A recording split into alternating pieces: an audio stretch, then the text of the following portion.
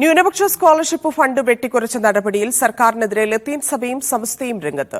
സർക്കാരിന്റെ നടപടി വിദ്യാർത്ഥികളുടെ ഭാവി പ്രതിസന്ധിയിലാക്കുമെന്ന് സഭാ വക്താവ് ജോസഫ് ജൂഡ് മീഡിയ വണ്ണോട് പറഞ്ഞു.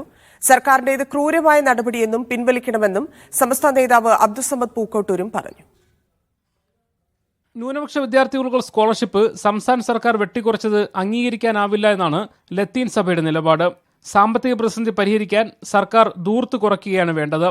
ന്യൂനപക്ഷ ക്ഷേമ വകുപ്പ് മന്ത്രി വി അബ്ദുറഹ്മാനെയും ലത്തീൻ സഭ വിമർശിക്കുന്നുണ്ട്. സംസ്ഥാനത്തെ അടിസ്ഥാന വിഭാഗങ്ങൾക്ക്, പാവപ്പെട്ടവർക്ക്, നിസ്സഹായ മനുഷ്യരെ പ്രയാസത്തിലാക്കുന്ന നടപടികൾ എന്തുകൊണ്ടാണ് ഗവൺമെന്റ്, പ്രത്യേകിച്ച് ഒരു ഇടതുപക്ഷ ഗവൺമെന്റ് സ്വീകരിക്കുന്നതെന്ന് നമുക്ക് മനസ്സിലാക്കാൻ കഴിയുന്നില്ല. അടിസ്ഥാന ജനസമൂഹത്തെ ബാധിക്കുന്ന ഈ പ്രശ്നങ്ങളിൽ മാത്രം കടുത്ത സാമ്പത്തിക നിയന്ത്രണം കൊണ്ടുവരുന്നതിന് നമുക്ക് ന്യായീകരിക്കാൻ കഴിയില്ല. സർക്കാർ നടപടിക്കെതിരെ സമസ്തയും രംഗത്ത് വന്നു. സ്കോളർഷിപ്പ് പുനഃസ്ഥാപിക്കാൻ സുന്നി മഹൽ ഫെഡറേഷൻ സർക്കാരിനെ സമീപിക്കുമെന്ന് സമദ് പൂക്കോട്ടൂർ മീഡിയ വണ്ണോട് പറഞ്ഞു. ഒരു ഭാഗത്ത് ഇപ്പോൾ ബ്രൂവറി തുടങ്ങി ധാരാളമായി മദ്യം ഒഴുക്കാനുള്ള ശ്രമങ്ങൾ ഗവൺമെന്റ് നടത്തുന്നു. അതിൽ നിന്ന് ഗവൺമെന്റ് പണമുണ്ടാക്കുന്നു. തൊട്ടിപ്പുറത്ത് വികസനത്തിന് വേണ്ടി ഇതൊക്കെ വെട്ടിക്കുറക്കുന്നു. ഇതാണ് ഇപ്പോൾ ഗവൺമെന്റ് ചെയ്തുകൊണ്ടിരിക്കുന്ന പ്രവർത്തനം. ഗവൺമെന്റിന്റെ ഈ ശ്രമത്തിനെതിരെ ശക്തമായി ജനാധിപത്യ രീതിയിൽ സമാധാനപരമായി പ്രതികരിക്കാൻ ആവശ്യമായ പ്രവർത്തനങ്ങൾ ആവിഷ്കരിക്കും. സ്കോളർഷിപ്പ് വെട്ടിക്കുറച്ച വാർത്ത മീഡിയ വണ്ണാണ് പുറത്തുവിട്ടത്. കൊച്ചി ബ്യൂറോയ്ക്കൊപ്പം മീഡിയ വൺ, കോഴിക്കോട്.